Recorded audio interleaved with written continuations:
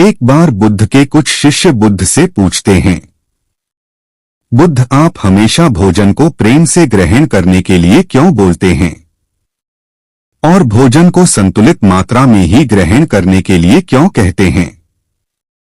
क्या अगर हम उसे भोजन को प्रेम से ग्रहण नहीं करेंगे तो क्या वह भोजन नहीं रहेगा? या फिर अगर हम भोजन को ज्यादा मात्रा में ग्रहण करेंगे तो क्या वह विश्व का कार्य करेगा? बुद्ध ने कहा, हम जैसा भोजन ग्रहण करते हैं हमारे विचार उसी के अनुसार होते चले जाते हैं।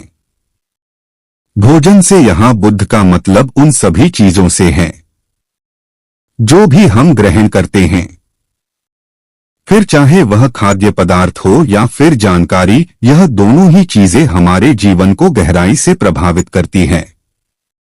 बुद्ध ने अपने शिष्यों से कही, मैं तुम्हें एक छोटी सी कहानी सुनाता हूं, इससे तुम इस बात को अच्छे से समझ पाओगे।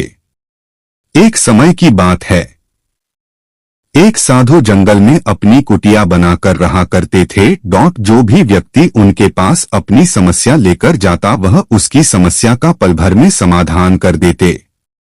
धीरे धीरे गांव के लोग साधु के पास और वह सभी की समस्याओं का समाधान कर देते। धीरे धीरे उनकी प्रसिद्ध गांव से नगरों और नगरों से राजधानी तक पहुंच गई। साधु की प्रसिद्ध की बात उसे राज्य के राजा के कानों पर भी पड़ी तो एक दिन राजा अपने मंत्री और सेनापति के साथ साधु महाराज से मिलने पहुंचे। राजा ने साधु से कहा, महाराज, मैंने आपकी बहुत चर्चा सुने हैं। मैंने सुना है कि आपके पास हर समस्या का समाधान है, इसलिए मुझे लगता है कि आपकी सबसे ज्यादा जरूरत हमारे राज दरबार में है, जहां पर प्रजाजान हर दिन नई नई समस्या लेकर आते हैं। आप यहां जंगल में अपना समय क्यों बर्बाद कर रहे हैं? आपको तो यहां ठीक से खाना भी नहीं मिलता होगा, जंगली फल तोड़कर खाने पड़ते होंगे, पत्थरों पर सोना पड़ता होगा।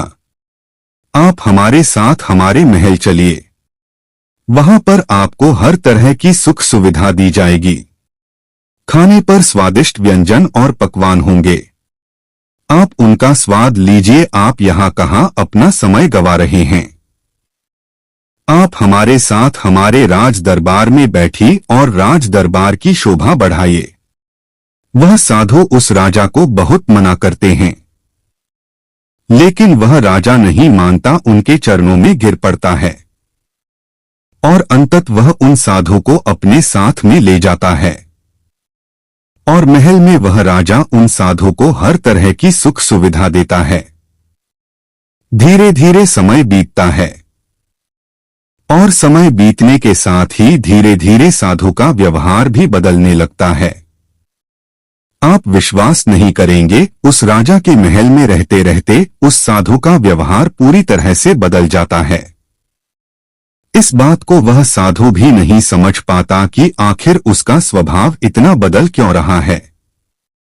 फिर एक दिन अचानक साधु मौका पाकर उस महल से भाग जाता है, लेकिन वह अपने साथ कुछ कीमती सामान लेकर भागता है, जिसमें रानी के हार, हीरे जवाहरात और कुछ कीमती मोहरें होती है। जब राजा को साधु की चोरी का पता चलता है तो वह अपनी सिपाही उसके पीछे भेज देता है। उसे पकड़ने के लिए सिपाही हर जगह साधु को खोजते हैं, लेकिन वह उन्हें कहीं नहीं मिलता है और वह साधु जंगल के तरफ भागते भागते थक जाता है। तब जंगल के बीचों बीच आकर एक पेड़ के नीचे बैठ जाता है। साधु को बहुत जोरों की भूख भी लगी थी, इसीलिए वह उसे फल को खा लेता है। वह फल एक औषधि होती है जो कि पेट में जाने के बाद उसे बीमार कर देती है। अगर बिना जरूरत के औषधि भी ले जाए तो वह भी शरीर को नुकसान पहुंचा सकती है।